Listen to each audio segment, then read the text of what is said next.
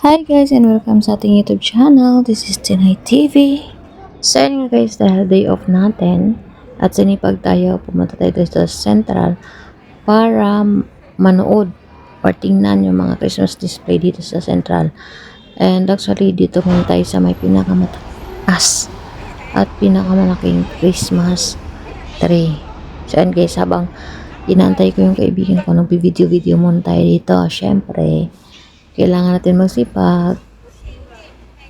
So, ayan guys, napakalaki at napakataas talaga ng Christmas tree na iyan.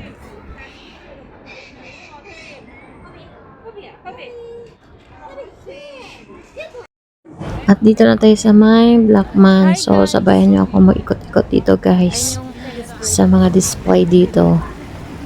Actually, yung mga Chinese kasi pag mga display or may mga tourist spots, mahilig yan sila mag picture-picture.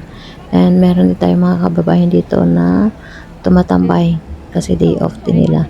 So pag Sabado guys, hindi masyado maraming tao. Pag Sunday kasi, yung halos day off kasi Sunday. So ano yan, siksikan sila dito. So mahirap mag picture-picture. Okay na yung nagsabado kami kasi kukunti lang yung tao. So yun guys, sabayan nyo ako mag-ikot-ikot dito. Tingnan natin kung ano yung mga display.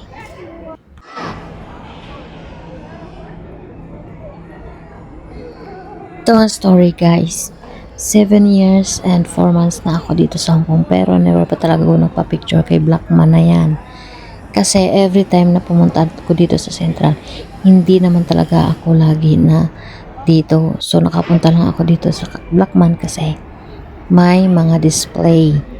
So ayan. Ngayon lang talaga ako nakapagpa-picture dito. So mag-ikot-ikot pa tayo dito guys. Kung ano pa yung mga display dito.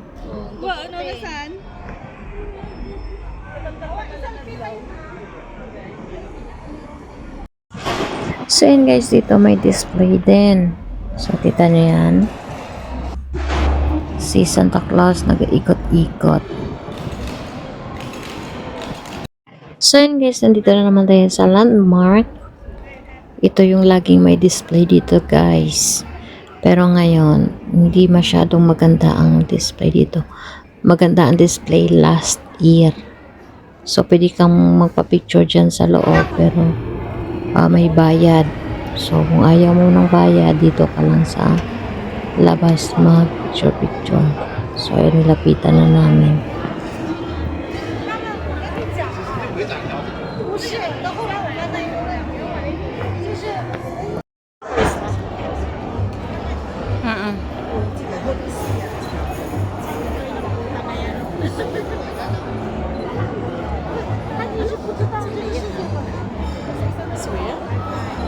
Squirrel?